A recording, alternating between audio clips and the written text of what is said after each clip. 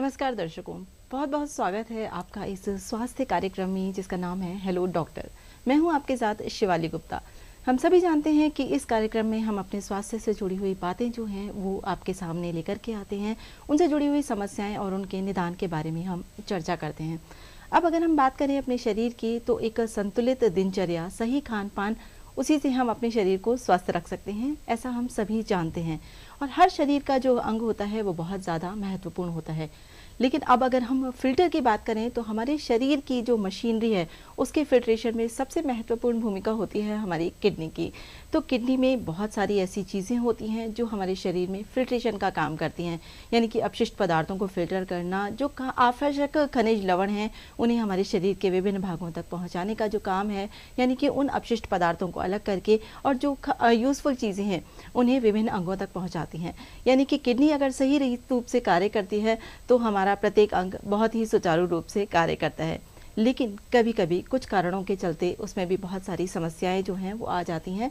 तो आज इन सभी विषयों पर, इन सभी बातों पर हम विस्तार से चर्चा करने वाले हैं।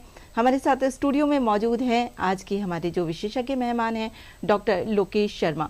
आप एडिशनल डायरेक्टर हैं यूरोलॉजी और रीनल ट्रांसप्लांट के क्षेत्र में और रुक्मणी बिरला हॉस्पिटल से हमारे बीच में पधारे हुए हैं। तो सबसे पहले स्वागत करना चाहेंगे सर, बहुत बहुत स्वागत है। नमस्कार। नमस्कार, थैंक यू वेरी मच।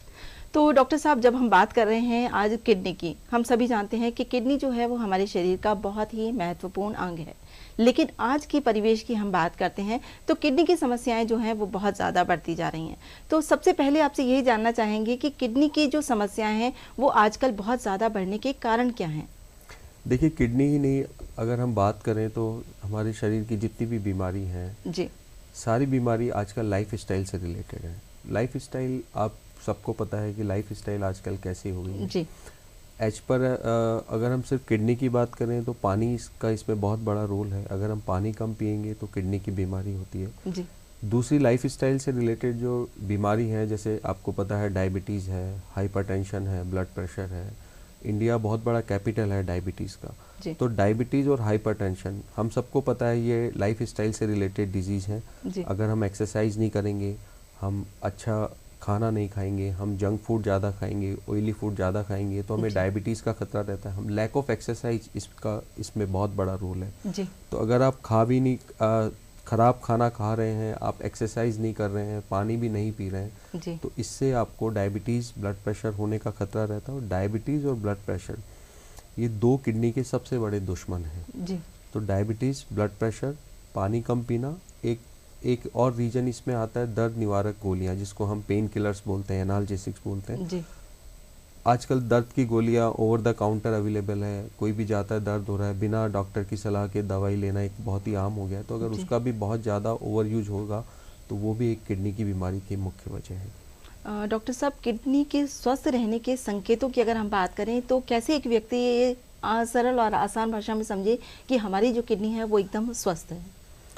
देखिए, किडनी सबसे बड़ी चीज़ ये है कि जी, सबसे बड़ी चीज़ ये है कि किडनी एक आम आदमी के हिसाब से अगर मैं आपको बोलूं जी, तो जैसे हम पानी का रंग, सबको पता है पानी का रंग कैसा होता है। जी, तो जैसा पानी का रंग है बिल्कुल उससे मिलता जुलता आपका यूरिन का कलर होना चाहिए। अगर यूरिन का कलर वैसा है तो आपकी किडनी एकदम स्वस्थ है। जी, अगर वो बहुत ज़्यादा आपको डार्क यूरिन होगा या उससे ज़्यादा लाइट होगा तो आपको प्रॉब्लम है। तो अक्सर मैं पेशेंट को ये कहता हूँ कि आप, कई मरीज पूछते हैं पानी कितना पीना चाहिए, जी, तो मैं उनको ये सलाह देता हूँ कि आपको पानी उतना पीना चाहिए जितना यूरिन आपके पानी के हिसाब से आ सके। पानी का जैसा कलर है वैसा ही आपका यूरिन का कलर है, जी, तो आपकी किडनी मोर और लेस ठीक है। जी। डॉक्टर साहब, पानी की तो आपने बात की, लेकिन कभी कभी हम देखते हैं कि बहुत सारे लोग हैं कम पानी पीते हैं। और आजकल एक जो बहुत ज़्यादा समस्या उभर कर सामने आ रही है वो है स्टोन की, जिसके बारे में कुछ खास ऐसे लक्षण जो हैं वो हमें पहले नज़र नहीं आते हैं। तो स्टोन बनने का क्या कारण होता है? देखिए, राजस्थान एक बहुत बड़ी बेल्ट है स्टोन की। उसकी एक वजह यह भी है कि जैसा आपको पता है रेगिस्तान है, गर्मी बहुत पड़ती है, गर्मियों का अब सीज़न आ रहा है। तो इस गर्मी के सीज़न में स्टोन की प्रॉब्लम बहुत ज़्यादा प्रिवलेंट हो जाती है, बहुत ज़्यादा कॉमन हो जाती है। उसका मेन रीज़न तो यही है पानी कम पीना। अच्छा, पानी का भी आपने अक्सर देखा होगा, लोग उठते हैं, सुबह उठते हैं, 3-4 ग्लास पानी पी लिया, फिर 3-4 घंटे तक पानी नहीं पियेंगे, 6 घंटे तक पानी नहीं पियेंगे। जी, तो पानी की पर्याप्त मात्रा तो जरूरी है ही। उसके अलावा पानी हमें एक रेगुलर इंटरवल में पीना है। जी। हर 2-3 घंटे में हमें पीने की चीज़ कुछ भी, लिक्विड पानी है, छाछ है, नींबू जी। पानी है, नारियल पानी है, वो सब हमें पीते रहना है। तो अगर हम पानी, जैसे सिंपल सा मैं आपको एग्जांपल दूं, नाली में कचरा कब अटकेगा? नाली में कचरा जब अटकेगा जब आप उसकी रेगुलर सफाई नहीं करेंगे। जी। अगर आप रेगुलर पानी पीते रहेंगे तो आपकी किडनी से रेगुलर पानी फिल्टर होता रहेगा और स्टोन की प्रॉब्लम आपको मोर और लेस नहीं होगी। तो पानी नियमित रूप से पीना भी सबसे ज़्यादा ज़रूरी है। डॉक्टर साहब, स्टोन की हम बात कर रहे हैं तो आपने बताया कि पानी पीने की जो समस्या है, जैसा कि आपने एक कचरे का भी एग्जाम्पल दिया, तो स्टोन बनने के कारण क्या होते हैं? क्या कम पानी पीना ही एकमात्र कारण है स्टोन बनने का?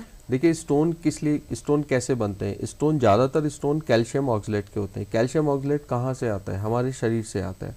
किडनी का काम उसको फिल्टर करना होता है। तो अगर पानी की मात्रा कम होगी तो वो प्रॉपर फिल्टर नहीं हो पाएगा, वहाँ पे वो अटक जाएगा। ये एक बहुत ही बेसिक मैं आपको रीजन बता रहा हूँ। बाकी अगर हम यूँ बात करें तो बहुत सारी वजह होती है स्टोन बनने की। अगर किडनी में कहीं कोई प्रॉब्लम है, कोई जन्मजात कोई रुकावट है, यूरिन का फ्लो प्रॉपर नहीं हो रहा है, तो भी उसमें स्टोन बन सकते हैं। या कुछ ऐसी बीमारी होती है जो आपको जन्म से ही होती है, उसमें या तो कैल्शियम बहुत ज़्यादा निकल रहा है या ऑक्सलेट बहुत ज़्यादा निकल रहा है या प्रॉपर मात्रा में वापस वो एब्जॉर्ब नहीं हो रहा है, तो वो भी एक बीमारियाँ होती हैं जिनकी वजह से स्टोन बनते हैं। बट मोटे तौर पे अगर हम बात करें तो मेन रीज़न हमारा कम पानी पीना, हमारा जंक फूड खाना, ओबेसिटी, लैक ऑफ एक्सरसाइज, या जो लोग नॉनवेज खाते हैं, अगर बहुत ज़्यादा नॉनवेज खाते हैं तो वो भी एक वजह होती है स्टोन बनने की। तो ये कुछ एक मुख्य कारण है जो एक आम भाषा में हम कह सकते हैं कि ज़्यादातर केसेस में यही रीजन होते हैं। तो डॉक्टर साहब, आपने कारणों की बात की, अब कैसे एक आम व्यक्ति, क्योंकि लक्षणों को कैसे पहचाने कि आपको स्टोन की जो है वो समस्या हो रही है? मतलब क्या किसी तरीके का दर्द उत्पन्न होता है या फिर कुछ शरीर में आपको बदलाव महसूस होते हैं कि एक व्यक्ति को ये समझ जाना चाहिए कि हमारे शरीर में जो है वो स्टोन की प्रॉब्लम हो रही है और हमें एक चिकित्सक के पास जाने की ज़रूरत है? देखिए, ये बहुत ही अच्छा सवाल पूछा है आपने, क्योंकि अक्सर ऐसा होता है कि अलग अलग मरीज के अलग अलग सिम्टम्स होते हैं। हो सकता है आज मेरे को स्टोन हो, मेरे को कोई दर्द नहीं हो, पता चला कि मेरी दोनों किडनी में स्टोन बन गए और मेरी किडनी पूरी तरह से डैमेज हो गई। उसके बाद मेरे को पता चलता है कि मेरे को स्टोन की वजह से मेरी किडनी डैमेज हो गई। या किसी मरीज में ऐसा होता है कि उसको छोटा सा स्टोन भी प्रॉब्लम करता है। तो एक तो कोई फिक्स साइन एंड सिम्टम्स नहीं है, बट यस, मोटे तौर पर हम बात करें तो किडनी का स्टोन जब बड़ा होता है, जब वो कहीं रुकावट डालता है, उस वक्त मरीज को पेन होता है। पेन बहुत ही असहनीय पेन होता है, पेट कॉली की पेन जिसको मरोड़े हम बोलते हैं। धीरे धीरे पेन तेज होता है, फिर एक पीक पे होता है, फिर वो धीरे धीरे सबसाइड होता है। उसके अलावा उल्टियाँ हो सकती है मरीज को, जी घबराना हो सकता है, और अगर स्टोन नीचे आ गया है, अगर यूरिन के पाइप में आ गया है, तो फिर उसको यूरिन संबंधी प्रॉब्लम होती है, जैसे बार बार यूरिन आना, यूरिन में जलन होना, आपको ऐसा लगेगा कि मेरे को यूरिन आ रहा है, आप वॉशरूम जाओगे लेकिन कुछ एक बूंदे निकल के आएंगी। तो मेन सिम्टम्स तो यही होते हैं। तो पेन इसमें हो गया, फीवर भी हो सकता है। अगर स्टोन काफ़ी लंबे समय तक अटका हुआ है तो मरीज को इन्फेक्शन हो सकता है, इन्फेक्शन की वजह से फीवर हो सकता है। पेन हो गया, फीवर हो गया, उल्टी हो गई, जी मिचलाना हो गया, ये सब हो गया। और एक्सट्रीम केसेज में जैसे मैंने आपको बताया, फिर आपकी किडनी भी डैमेज हो सकती है। जी। तो डॉक्टर साहब, अगर इस तरीके के लक्षण कभी किसी मरीज को, किसी व्यक्ति को नज़र आने लगते हैं और उन्हें लगता है कि नहीं, हमें अब चिकित्सक के पास जाने की ज़रूरत है, तो किस तरीके की जो जांचें हैं वो प्रारंभिक तौर पर करवाई जाती हैं ताकि एक चिकित्सक जो है वो भी इंश्योर हो सकें कि हाँ, इस व्यक्ति को किडनी की ही प्रॉब्लम, किडनी में स्टोन की प्रॉब्लम है? दूसरा, मैं एक और ऐड करना चाहूँगा अपने प्रीवियस बात में कि किडनी का एक टिपिकल पेन होता है। पेन यहाँ बैक साइड से स्टार्ट होता है और पेन वो आगे आता है। तो आप अक्सर देखेंगे किडनी के पेशेंट में पेन होगा तो वो उसका हाथ कमर पे जाएगा। तो एक तो ये सबसे बड़ा इंडिकेशन होता है एक डॉक्टर के लिए कि इसको रीनल स्टोन है या यूरिन के पाइप में स्टोन है। तो सिम्टम्स के साथ साथ फिर बेसिक टेस्ट होते हैं, उसमें यूरिन का टेस्ट होता है कि यूरिन में हम देखते हैं कि स्टोन की वजह से कहीं पस सेल है, मवाद उसमें आ रही है या ब्लड सेल्स उसमें आ रही हैं। और उसके बाद जो नेक्स्ट टेस्ट आता है वो हमारा सोनोग्राफी का होता है। सोनोग्राफी आजकल काफ़ी जगह अवेलेबल है। सोनोग्राफी एक सेफ है और बहुत ही कम समय में आपको तुरंत डायग्नोसिस बता देती है। तो मेन जो है वो मरीज के सिम्टम्स हो गए, जो हम कहते हैं लक्षण हो गए, यूरिन का टेस्ट हो गया और सोनोग्राफी होगी। उसके बाद जो आता है वो फिर आगे हम उसके हिसाब से आगे जांच होती है। तो डॉक्टर साहब, मान लीजिए कि अगर किसी मरीज़ के सोनोग्राफी में या विभिन्न जांचों में स्टोन की समस्या निकल कर सामने आती है, तो आपको क्या लगता है कि हर प्रकार का जो स्टोन है फिर उसका ऑपरेशन करने की ज़रूरत होती है या फिर दवाइयों से के ज़रिए भी उसे ठीक किया जा सकता नहीं, है? ऐसा नहीं है। ज़्यादातर केसेस में ऑपरेशन की ज़रूरत नहीं पड़ती है, बट अगेन डिपेंड करता है कि स्टोन का साइज का क्या है, स्टोन कहाँ पे है। जी। देखिए, जनरली जो हम कहते हैं 5, 6, 7 mm के स्टोन आसानी से निकल जाते हैं। जी। 5 स्टोन का साइज जितना कम होगा उसके निकलने की प्रोबेबिलिटी उतनी ही ज़्यादा होगी। जी। 5-6 mm के स्टोन 90 to 95% आप सिंपल मेडिसिन से वो निकल जाते हैं। स्टोन जैसे जैसे बड़ा होगा, 10-12 mm का स्टोन है या उससे भी बड़ा स्टोन है और वो किडनी में है, जी। तो उसका अपने आप निकलना थोड़ा मुश्किल होता है। स्टोन जितना छोटा होगा और हमारे यूरिनरी सिस्टम में जितना नीचे की तरफ होगा, उतनी उसके निकलने की संभावना ज़्यादा होती है। जी। तो अगर ज़्यादा बड़ा एमएम का स्टोन अगर आपको लगता है कि हाँ किसी मरीज़ में है और यूरिन के थ्रू उसे नहीं निकाला जा सकता, तो वो कौन कौन सी ऐसी नवाचार हैं या हम यूँ कहें कि ऑपरेशन की कौन कौन सी ऐसी टेक्निक्स हैं जिनके ज़रिए इस स्टोन का उपचार किया जाता है? देखिए, सबसे पहले तो जैसे मैंने कहा, दवाइयाँ हैं, सिंपल दवाइयाँ हैं। अगर मरीज को फर्स्ट टाइम पेन हुआ है, स्टोन छोटा है, नीचे अटका हुआ है, तो हम उसको कहते हैं आपको पानी खूब पीना है। ज़्यादातर हम ऐसे केस देखते हैं कि पानी ही नहीं पीते, ऑफिस में काम करते हैं, कहीं फील्ड में काम करते हैं, पानी का एक्सेस ही नहीं है उनके पास। तो सबसे पहले मैं कहता हूँ आप पानी खूब पीजिए, दर्द की दवाई लीजिए। कुछ एक दवाइयाँ होती है जो सूजन को कम करती हैं, जो मसल होती है यूरिनरी पाइप की उसको रिलैक्स करती है, स्टोन निकालने में हेल्प करती है।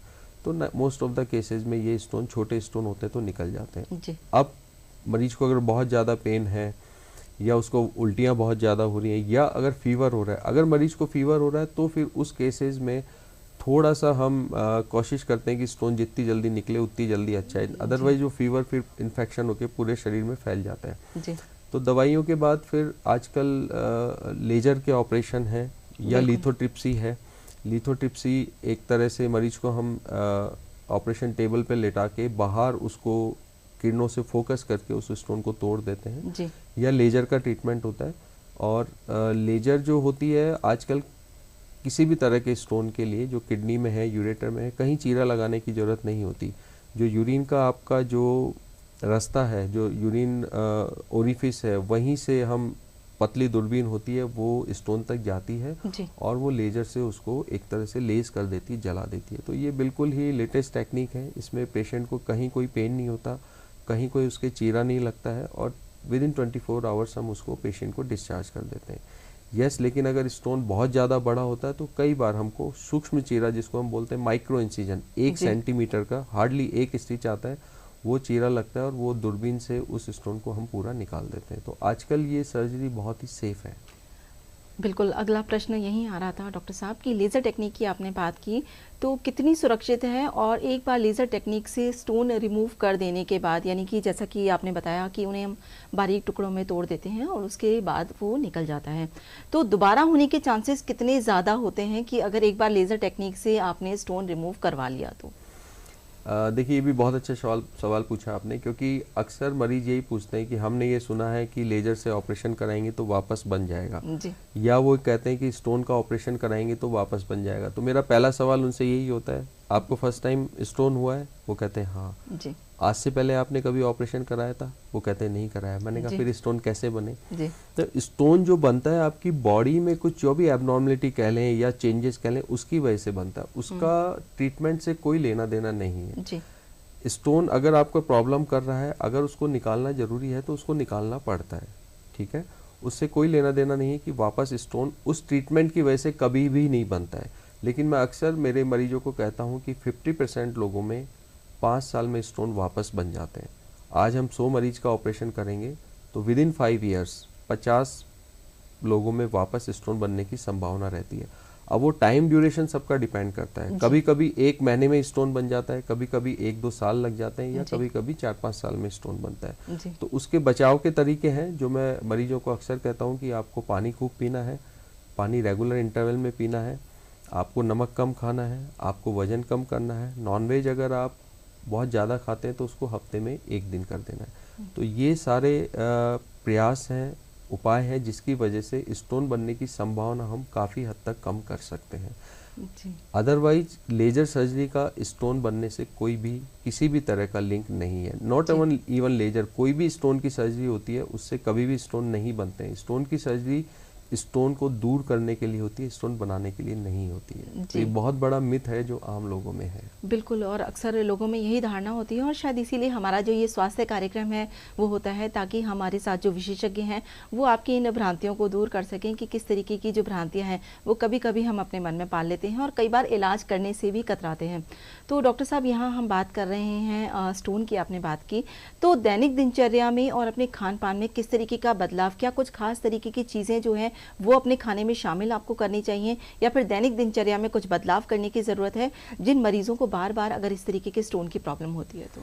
ये भी एक बहुत बड़ा मिथ है। अक्सर लोग पूछते हैं कि मेरे को बार बार स्टोन हो रहा है, क्या मैं बीज की सब्जी खा सकता हूँ, क्या मैं भिंडी खा सकता हूँ, क्या मैं टमाटर खा सकता हूँ, या कुछ कहते हैं कि हमने तो भिंडी छोड़ दी, टमाटर छोड़ दिए, हम तो बीज वाली सब्जी नहीं खाते, फिर भी स्टोन कैसे बन गया। जी। मैं उनको ये कहता हूँ कि नॉर्मल अमाउंट में आप सब खा सकते हो। मैं अक्सर उनको कहता हूँ कि आपके घर में एक टमाटर एक सब्जी में डलता है, उस सब्जी को पूरे घर वाले खाते हैं, उससे जी। आपको कुछ नहीं होगा। किसी भी खाना खाने से नॉर्मल अमाउंट में आप हर तरह का खाना खा सकते हैं, हर तरह की बीज की सब्जी खा सकते हैं, टमाटर भी खा सकते हैं, भिंडी भी खा सकते हैं, कुछ भी खा सकते हैं। प्रॉब्लम वहाँ होती है जब आप कोई चीज़ बहुत ज़्यादा एक्सेस खा रहे हो। अगर आपको सैलेड खाने का शौक है, रोज़ आप 1 किलो टमाटर खा रहे हैं, जी। या आप रोज़ पालक का सूप पी रहे हैं, या आप रोज़ भिंडी खा रहे हैं, तो आपको ज़्यादा संभावना है उसकी वजह से स्टोन बनने की। जी। अदरवाइज नॉर्मल अमाउंट में आप सब कुछ खा सकते हैं। आप दूध भी पी सकते हैं, आप कैल्शियम की गोलियां भी ले सकते हैं, आप पालक भी खा सकते हैं, बीज की सब्जी सब खा सकते हैं, लिमिटेड अमाउंट में सब कर सकते हैं। यस, आपको करना वही है जो मैं बार बार दोहरा रहा हूँ, क्योंकि ये बहुत सिंपल सी चीज़ें हैं, लेकिन लोग इसको अक्सर करते नहीं है। पानी, अगेन मैं पानी पे फोकस जी। करूँगा। जी। एक स्टोन वाले मरीज को कम से कम 3 से 4 लीटर पानी पीना चाहिए, डेफिनेटली डिपेंडिंग उसकी एज क्या है। और पानी हर 2-3 घंटे में पीने की चीज़। पानी से मेरा मतलब है लिक्विड, वो किसी भी फॉर्म में हो सकता है। जी। और दूसरा एक बहुत बड़ा मिथ है जो अक्सर लोग कहते हैं कि क्या मैं बियर पी लूँ, बियर पीने से स्टोन निकलते हैं। ये एक बहुत बड़ा मिथ है। मैं उनको सिंपल सा एग्जांपल देता हूँ कि आप 2 लीटर पानी की बोतल अभी पी लो, उससे ही स्टोन निकल जाएगा। बियर पीने से, अल्कोहल से स्टोन बनते हैं, अल्कोहल से स्टोन निकलते नहीं हैं, अल्कोहल से स्टोन बनते हैं। जी। तो ये भी एक बहुत बड़ा मिथ है। दूसरा, जैसे मैंने कहा कि आपको नमक कम खाना है, नॉनवेज आपको कंट्रोल में रखना है, वजन आपको कम करना है, रेगुलर एक्सरसाइज करनी है। तो ये अगेन वही सारी बात आ जाती है कि अगर आपकी लाइफ स्टाइल अच्छी है तो ना केवल दूसरे ऑर्गन बल्कि किडनी भी आपकी उससे स्वस्थ रहती है। डॉक्टर साहब, अभी इसी प्रश्न से जुड़ा हुआ एक और सवाल जो है वो हम आगे बढ़ाना चाहेंगे। अगर आपकी दैनिक दिनचर्या बिल्कुल ठीक है, आपका खान पान बिल्कुल संतुलित है, लेकिन फिर भी कई बार हम देखते हैं कि अचानक से किडनी फेलियर की जो समस्या है वो सामने आ जाती है, तो क्या उसके कारण होते हैं? यस, उसके देखिए, जैसे मैंने कहा, किडनी के सबसे बड़े दुश्मन है डायबिटीज़ एंड ब्लड प्रेशर। तीसरा उसमें आता है कि दर्द निवारक गोलियां, एनाल्जेसिक, जो किसी को माइग्रेन है, अगर वो सालों से दवाई खा रहा है तो उसमें भी किडनी डैमेज होने का बहुत बड़ा एक रोल होता है। तो डायबिटीज़ और blood pressure again life style से रिलेटेड डिजीज़ है। या हम जैसे बच्चों में भी कई बार किडनी खराब होती है तो वो कुछ जन्मजात बीमारी होती है। बट जो 90% जो किडनी फेलियर के केस होते हैं उनमें जो रीज़न है यही होता है डायबिटीज़ और ब्लड प्रेशर, जो कि again life style related disease है। लाइफ स्टाइल ठीक करके हम उसकी संभावना को काफ़ी हद तक कम कर सकते हैं। तो डायबिटीज़, ब्लड प्रेशर एंड दर्द निवारक गोलियां, ये 3 किडनी के सबसे बड़े दुश्मन हैं। जी, अब आपने दर्द निवारक और ड्रग्स की बात की, तो यहीं पर एक और प्रश्न आता है डॉक्टर साहब कि आजकल बहुत सारे ऐसे प्रोटीन्स हैं, बहुत सारे ऐसे सप्लीमेंट्स हैं जो आजकल हमारा यूथ जो है बहुत ज़्यादा कंज्यूम करता है। क्या इस तरीके के सप्लीमेंट्स और प्रोटीन्स जो होते हैं ये भी किडनी पर इफ़ेक्ट डालते हैं या कहीं ना कहीं कुछ इम्पैक्ट करते हैं? ये देखिए, अगेन लिमिटेड अमाउंट में सब कुछ ठीक है, लेकिन ये यंगस्टर्स में काफ़ी प्रॉब्लम है। जिम जाना शुरू करते हैं, प्रोटीन इंटेक एकदम से बढ़ा देते हैं, उसमें डेफिनेटली किडनी को डैमेज होता है। कई ऐसे हमारे कलीग्स हैं या पेशेंट्स हैं जो आते हैं कि जिम स्टार्ट किया, जिम ट्रेनर वो भी एक भेड़ चाल चली आ रही है कि बस प्रोटीन खाना है, प्रोटीन खाना है। वो प्रोटीन ज़्यादा ले लेते हैं और किडनी उनकी एकदम से बैठ जाती है, डाउन हो जाती है। बट इसका सबसे अच्छा ये है कि अगर वो टाइम से अगर आ जाता है, टाइम से हमें पता चल जाता है, तो उसको हम थोड़ा गाइडलाइन दे के बता के उसकी किडनी को हम वापस रिकवरी कर में ला सकते हैं। तो ये अच्छी बात है कि वो किडनी रिकवर हो सकती है। बट डेफिनेटली अगर आप एक सिंपल एक्सरसाइज कर रहे हैं तो उसके लिए किसी भी तरह के प्रोटीन सप्लीमेंट्स की ज़रूरत नहीं है। और मैं अक्सर कहता हूँ कि होममेड प्रोटीन ही हमारे पास इतना है कि आपको बाज़ार से उसको खाने की ज़रूरत नहीं है। फिर भी अगर आप बाज़ार से खाते हैं तो जो भी न्यूट्रिशनिस्ट है, जो स्पेशलिस्ट है, उसकी देखरेख में, उसके सुपरविजन में ही हमें वो प्रोडक्ट कंज्यूम करने चाहिए। केवल एक जिम ट्रेनर के बात कह के, उसकी बात मान के हमें उसको एक्सेस अमाउंट में नहीं लेना चाहिए। वो डेफिनेटली किडनी के लिए नुकसानदायक होता है। डॉक्टर साहब, आपने बताया कि जो है कि किडनी की जो रिकवरी है वो कुछ मेडिसिन के ज़रिए की जा सकती है, उसे ठीक कर सकते हैं हम।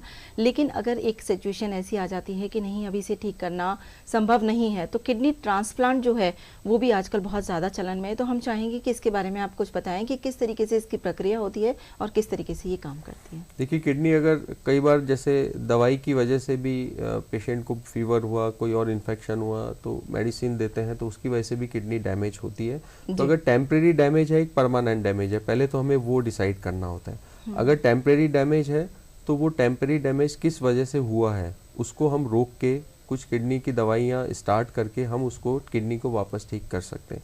लेकिन अगर परमानेंट डैमेज हो गया, जिसको हम एक CKD बोलते हैं, क्रोनिक किडनी डिजीज बोलते हैं, अगर वो हो गया है तो फिर वो रिकवर नहीं होता है। उसके लिए दो ही तरीके हैं, या तो डायलिसिस पे पेशेंट जाए या फिर रीनल ट्रांसप्लांट कराए।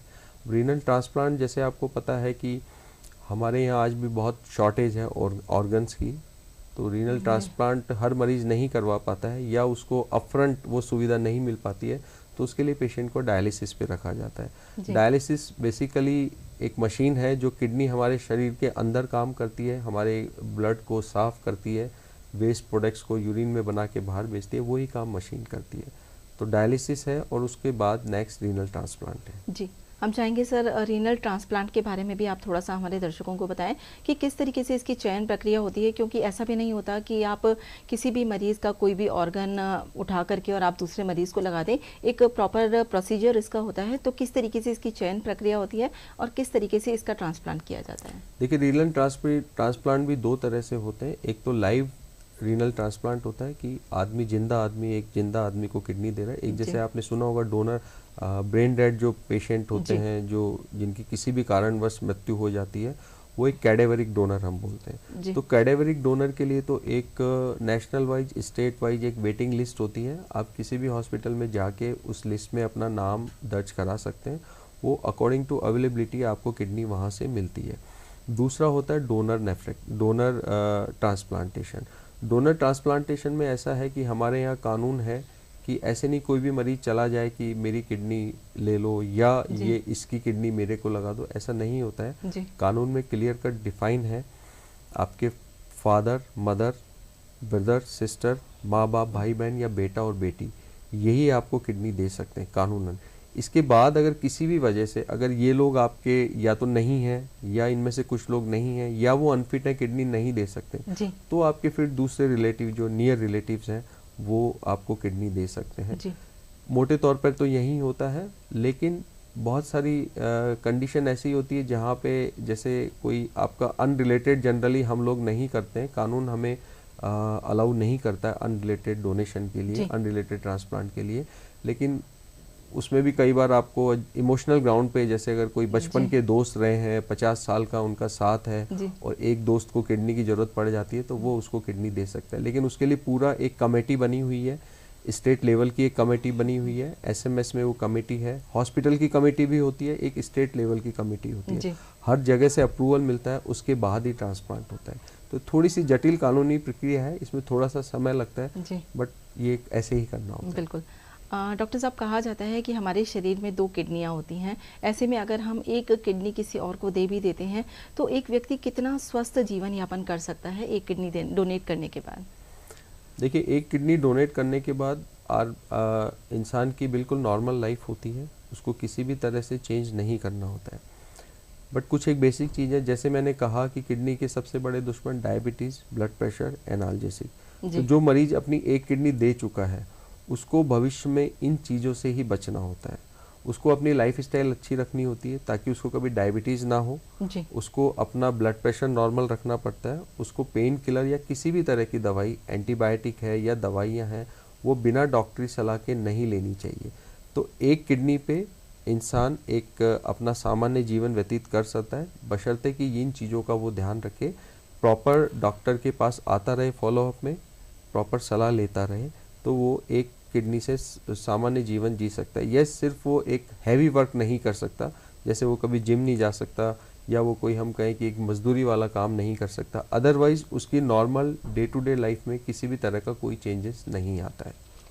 डॉक्टर साहब, हम कहते हैं कि हमारी जो किडनी का जो फंक्शन है वो हमेशा फिल्ट्रेशन का रहता है, तो ऐसे में जो फिल्टर होकर के अपशिष्ट पदार्थ यूरिन के ज़रिए हमारे शरीर से बाहर निकलते हैं, तो अगर किसी व्यक्ति को यूरिनरी इन्फेक्शन होता है तो उसे कितना नज़रअंदाज करते हैं लोग और उसे नहीं किया जाना चाहिए, इस बारे में क्या कहना चाहेंगे? देखिए, यूरिनरी इन्फेक्शन भी एक बहुत ही कॉमन बीमारी है, स्पेशली फीमेल्स में ये बहुत ज़्यादा होती है। यूरिनरी इन्फेक्शन को नज़रअंदाज नहीं करना चाहिए क्योंकि ये भी एक सीरियस रूप ले सकता है जी। अगेन फिर मैं यही कहूँगा कि यूरिनरी इन्फेक्शन जिसमें बार बार होता है उसमें क्यों होता है वो हमें एक देखना होता है। कई बार डेफिनेटली पानी की कमी, कम पानी पीने से यूटीआई हो सकता है, या कई बार स्टोन के पेशेंट भी, जैसे हम स्टोन पे डिस्कस कर रहे हैं, तो स्टोन के पेशेंट भी यूरिनरी ट्रैक्ट इन्फेक्शन की तरह प्रेजेंट करते हैं, तो उसको भी नज़रअंदाज नहीं करना चाहिए। अगर केवल यूरिनरी इन्फेक्शन है तो उसके लिए यूरिन का टेस्ट होता है, यूरिन रूटीन हम कराते हैं। सोनोग्राफी इसलिए कराते हैं कि कहीं कोई इन्फेक्शन के साथ कोई वजह तो नहीं है इन्फेक्शन की, स्टोन की वजह तो नहीं है इन्फेक्शन जी। तो अगर स्टोन नहीं है तो सिंपल यूरिन टेस्ट करके उसका कल्चर बेच के हम उसको ठीक कर सकते हैं। लेकिन बार बार अगर इन्फेक्शन हो रहा है तो उसको हम नज़रअंदाज नहीं कर सकते। तो दर्शकों, बहुत ही अच्छी बातें आज डॉक्टर लोकेश शर्मा से हमने किडनी से जुड़ी हुई जानी। तो डॉक्टर साहब, बहुत अच्छी बातें आज आपने कार्यक्रम के दौरान की। चलते चलते हमारे दर्शकों को संक्षेप में क्या मैसेज देना चाहेंगे आप? संक्षेप में किडनी का सबसे बड़ा जो उसको फ़ायदा दे सकता है वो अगेन मैं बार बार शायद आज ही तीसरी या चौथी बार दोहराऊं, पानी खूब पीना है और पानी रेगुलर इंटरवल में पीना है, हर 2-3 घंटे में पीने की चीज़। डायबिटीज़, ब्लड प्रेशर से आपको बचना है। दर्द निवारक गोली बिना डॉक्टर की सलाह के नहीं लेनी है जी। हेल्दी लाइफस्टाइल अपनानी है, जंक फूड कम खाना है, एक्सरसाइज करनी है। अगर आप ये सब करेंगे तो यकीन मानिए कि मोर एंड लेस आपकी किडनी स्वस्थ रहेगी। तो दर्शकों, हमने जाना कि आज किस तरीके से और किन सावधानियों को अपनाकर हम अपनी किडनी को चुस्त और तंदुरुस्त रख सकते हैं और एक बहुत ही बेहतर जीवन जी सकते हैं। तो डॉक्टर साहब, आज आप कार्यक्रम में पधारे, इतनी महत्वपूर्ण जानकारी हमारे दर्शकों को दी, उसके लिए देना चाहेंगे आपको बहुत बहुत धन्यवाद। और दर्शकों, आज के कार्यक्रम में बस इतना ही। अगले कार्यक्रम में फिर से मुलाकात होगी एक नए विषय के साथ, एक नए विशेषज्ञ के साथ। तब तक के लिए दीजिए अनुमति। नमस्कार। नमस्कार।